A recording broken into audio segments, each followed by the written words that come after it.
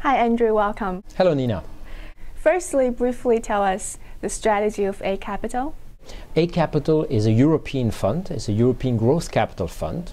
And basically, we are the specialist of cross-border investments between Europe and China. What we do is we specifically invest in European companies which have very strong growth potential in China. And the second thing, which probably really makes us unique, is that once we have taken the decision to invest, we bring with us a Chinese strategic co-investor which has what it takes for the company in which we invest to succeed in China. There are other funds who have similar strategies, such as Mandarin Capital, which is China, Italy, and China, Europe, and also Cassie Capital, which is China, French focused. Can you tell us the differences and similarities between you and those funds? First, I want to say it's a new strategy, so it's always good to have people where you can benchmark yourself. I am both German and French. There must be 120 PE funds in Germany.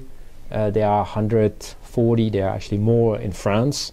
So if there are 3 or 4 funds doing cross-border, that's actually very good and very healthy. Our main theme is urbanization, which is a theme which is going to be very strong for the next 10, 20, 30 years in China. So one of the consequences of urbanization is that people will shop, consume differently. So retail formats and brands.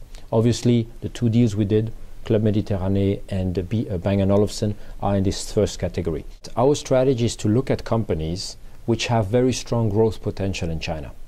And interestingly enough, it actually used to be a niche strategy in Europe until 3 or 4 years ago. Because until 3 or 4 years ago, people were growing pretty well in Europe. But today, with very low growth perspective, as you mentioned, in Europe, as well as in I would say in Western countries, to be successful in China is not anymore a nice to have, is an absolute obligation. I give you the example of the Danish high-end brand in which we just invested, Bang & Olufsen. What people need to realize is that it's a company which actually is still very focused on Europe, and one of their key strategy is to be successful in Asia, which they did not focus so much until a new management came in 18 months ago. But Bang & Olufsen is a public company, so how do you justify investing in public companies? This is the same question that our LPs ask us, and it's a very valid question. We are a private equity fund, so our purpose is that most of the deals that we are doing and all the deals we are going to do will be private deals.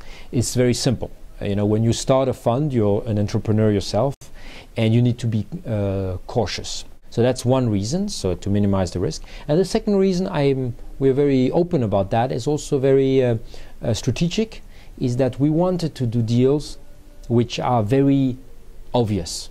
Everybody in the world knows Club Méditerranée, it's a global brand.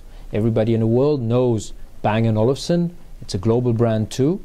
And so people understand our strategy immediately. Before founding A Capital, you worked at CEL Partners, a European growth capital firm focused on China. How did you initially become attracted to the Chinese markets? Well, it's completely coincidence. I went into private equity in 2001. Before I was with Airbus in Toulouse, the plane maker. And I used to go to China on a very personal note. I went trekking a lot since 2001. In China? So, yes, I went. I knew China more from Yunnan, from Xiang, from Tibet, rather than the big cities. But I felt this entrepreneurial spirit. I heard about these funds being set up. I saw all these private companies emerging, which today are giants for some of them. And so I partnered with somebody I knew which had the same idea. André, thank you so much. Thank you, Nina. It was a pleasure.